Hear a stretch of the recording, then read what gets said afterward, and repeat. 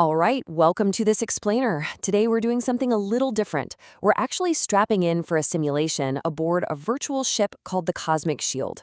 Our objective? To figure out exactly how scientists are working right this second to protect our fragile blue marble from near-Earth objects. You see, space isn't just some empty, quiet void. It's dynamic, it's pretty hazardous sometimes, and understanding it is absolutely crucial to our survival. Before we launch, though, I want you to just think about this massive number, 80 million. Back on June 30th, 1908, a totally ordinary day suddenly turned into the largest impact event in recorded history. An asteroid, or maybe a chunk of a comet, exploded over Tunguska, Siberia. The sheer force of that blast flattened an astonishing 80 million trees across the wilderness. It's a pretty sobering reminder of what the cosmos can just casually throw our way. So, to make sure an event like Tunguska never catches humanity off guard again, our briefing today revolves around 4 critical objectives. We'll look at the day Earth remembered, explore the asteroid belt, dive deep into the kinetic impactor method, and wrap up with International Asteroid Day. All right, Section 1, the day Earth remembered, June 30th, 1908. Let's dive right in. Our AI guide from the source material, PAL, reminds us exactly why we've got to keep an eye on the sky. That Tunguska event, it actually inspired a whole global movement. It led to the creation of International Asteroid Day, which happens every year on June 30th.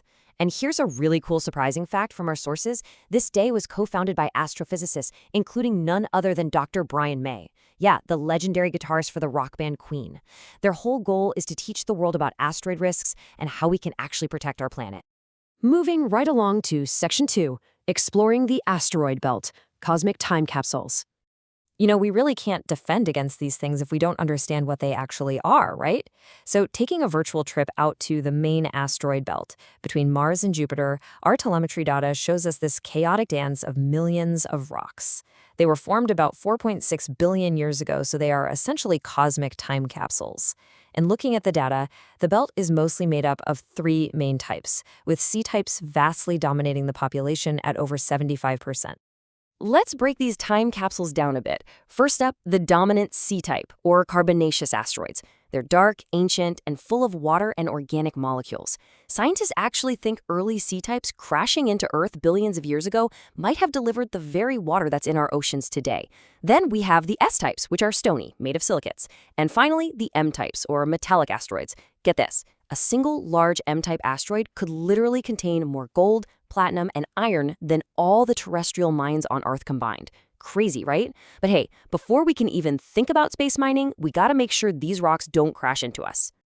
Which brings us to the core of our explainer. Section 3, the kinetic impactor method, planetary defense in action. Okay, suddenly our virtual ship's alarms are flashing red. A stadium-sized near-Earth object, asteroid 2026 Vance, is drifting right into Earth's path. Now, when faced with a massive space rock hurtling toward us, our young virtual pilots from the source material, Leo and Maya, ask the exact question we're all thinking. Can we just blow the thing up? Well, as much as Hollywood loves a giant explosion, blowing it up with a bomb is actually a terrible idea. You don't just vaporize the asteroid, you shatter it. And that creates a radioactive shotgun blast of smaller rocks that would still hit Earth and cause widespread devastation. The actual scientific solution is deflection, a precise, safe, kinetic nudge that pushes the rock completely off its collision course. The AI system PAL hits the nail on the head here. To quote the source material perfectly, we do not destroy, we deflect. It's not about brute force, guys. It's all about applied physics and precision. And this is not just science fiction anymore. Back in 2022, NASA actually proved this exact deflection concept in the real world with the historic DART mission. That stands for Double Asteroid Direction Test. They literally slammed a spacecraft directly into a small asteroid named Dimorphos just to see if they could change its speed and course in the vacuum of space. And guess what? It was a massive success.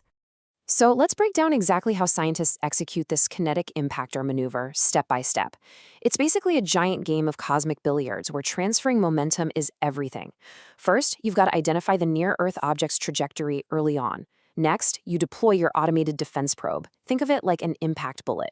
As it approaches, it has to adjust for incredibly complex variables like solar wind, firing thrusters to steer. Then, and this is the critical moment, it has to strike the asteroid at the absolute perfect angle. Bam! That impact safely shifts the whole trajectory away from Earth.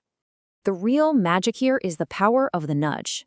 You've got this probe flying completely silently through the vacuum of space at mind-boggling speeds, right? It slams into the asteroid's flank, creating this huge cosmic firework of dust and rock fragments. For a second, it might look like nothing happened, but that transfer of momentum bends the asteroid's path by just a fraction of a degree. And because space is so unbelievably vast, that tiny fractional shift multiplies.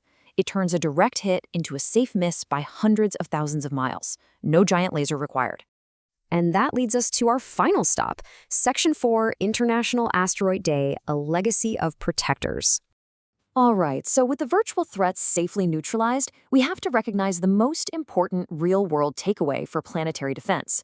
The kinetic impactor method we just walked through is brilliant for sure, but it hinges on one completely non-negotiable factor: time. We absolutely must find these rocks early.